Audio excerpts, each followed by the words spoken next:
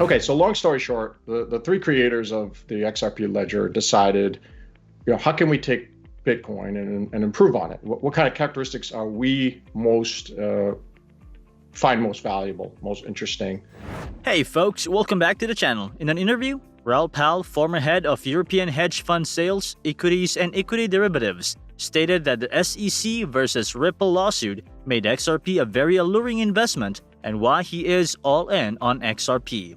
Before we get into the video, don't forget to drop a like on this video and subscribe to the channel if you haven't yet. Make sure that the post notifications are turned on so that you never miss a video from us. Without further ado, let's dive in. Before we dive into the video, for those who don't know, let's introduce who Raoul is. Raoul is the CEO of Real Vision, a company he co-founded in 2014. Pal has a long history in finance prior to the birth of the cryptocurrency industry in 2009. Pal has worked for companies like Goldman Sachs and GLG Partners in the past. Pal keeps a close eye on the cryptocurrency market. With more than 800,000 followers on the social media platform, Pal also has a sizable following on Twitter. Pal frequently discusses cryptocurrency in interviews and on his Twitter account. Among many other topics, Real Vision includes cryptocurrency as a focus.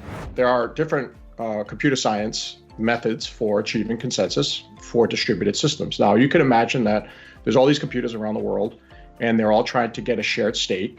And there's issues like latency, throughput, all these issues, but they have to come to agreement. And at the end of the day, they have to kind of finalize their transaction and write it to a ledger so that everybody can agree on it.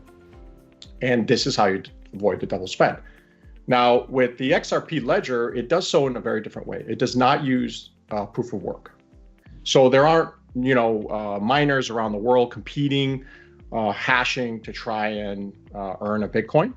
There are nodes, and these nodes are run on servers, and there is a list. It's called the unified node list. And so this list is basically a list of nodes around the world that are going to arrive at consensus, right? So there's no competitive framework from the sense like proof of work. You have this competitive framework. Mm-hmm. And that's a very different philosophy for how you're going to structure a network, right? So stop me if I'm getting too technical or branching off. Following along. Yeah. So the UNL is a list that the participants in the network have agreed to, right? They download this file that has a list of other nodes that are considered trusted actors, right? And so there's a presumption that you're entering into a system voluntarily, right? It's permissionless, so anyone can participate in it. And there's a presumption that the other participants also want to achieve consensus, right? So there is an implicit assumption that everyone is there to play a game that is mutually beneficial. And this is very different than proof of work, in which there's an assumption that there's a bad actor, but there's also this competition, this framework. All right. So some of the key differences, and this is important for investors to know, is what are the attack vectors? What are you trying to protect your store of value from, right? Mm-hmm. So ultimately, you're trying to avoid a double spend, right? And in the proof of work system, a double spend occurs when you have, say 51% of the hashing power in the network, and you're able to rewrite the chain for some period of time, right? Yeah. And so this is the idea that you can somehow reverse transactions. Similarly, in the XRP ledger, the way it achieves consensus is very similar to something called Byzantine fault tolerance, but essentially think of a bunch of domains that overlap, right? So one person, and that person knows me, and I know a fourth person, and we overlap in our relationships. And as long as we have sufficient overlap in those domains, we can arrive at a shared state and achieve consensus. So that particular technology has attack vectors. It has ways that you can double spend. However, the threshold is much higher. It's not 51% of the hashing power. It's some majority of the network participants agree that they're going to cheat the system. Right. Now, at the core, what are you trying to do with blockchains, right? These are decentralized databases. These are shared states around the world. You're trying to sync them up in the right order. So one of the main functions is that transactions come in the correct order so that it's useful, right? So that you know that your transaction settled, that there's certainty and there's finality. Because of the way that the distributed networks work in the physical world, latency is a consideration. right? So the ability to settle transactions at certain rates, transactions per second, some put more value than others, and security might be more of a premium.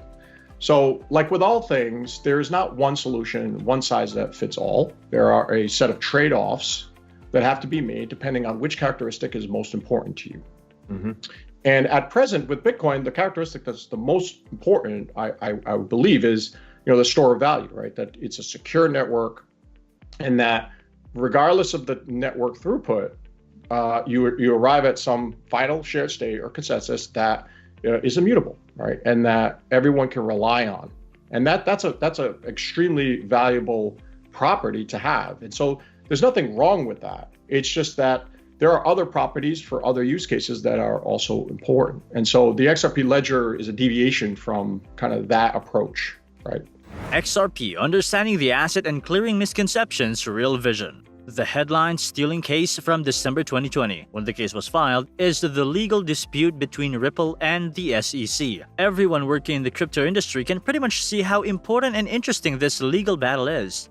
The Federal Court of New York is located in Manhattan, where the case is being heard. The winner of this conflict will be in a better position to shape the development of the cryptocurrency market. Well, it's kind of out of the kind of crypto speculative radar screen, and it's really what it is becoming a utility, and it'll derive its value from its utility function, i.e. the more people who are using it, the more it's likely to go up, as opposed to Bitcoin, which is not being used in any other way specifically, or not many other ways specifically, as opposed to store of value, which seems to be its use case. Yes, I totally agree. And again, those things are it's not mutually exclusive. You don't have to pick one versus the other and say that that's going to be all things for all people. They're different things. I mean, that's very clear. Right. And as an investor, again, it's about recognizing what your true counterparty risk is, where those risks are, and then assessing whether or not the upsides are outsized return. And that's how I look at it. If some newer technology with better performance characteristics can solve those specific problems better, I would be the first to recommend it. But until that happens, and until even a new technology were to arrive today that does the exact same thing with better properties, until it reaches a certain level of liquidity, it needs all of these things together to really challenge it as kind of the incumbent for fast payments, supranational payments. So right now it's the king in that regard. And is one of the features of this the fact that Ripple is going out marketing this to banks and central banks? So, there's nobody marketing Bitcoin, for example, there's nobody, but within this, you've got somebody who's going out speaking to the financial institutions saying, listen, we've got a solution. Because that helps, therefore, enterprise sales. You get more people onto the network in large chunks as opposed to relying on individuals. That's right. And up to this point, they have relied on the retail sector primarily to drive that liquidity. But I think this, first of all, you need some regulatory clarity. I think Bitcoin and Ethereum, very clear in the United States what their regulatory position is. We're seeing that with, this Fidelity, State Street, all these other large firms saying, hey, we're going to custody banks. The OCC has provided clarity on custodying digital assets.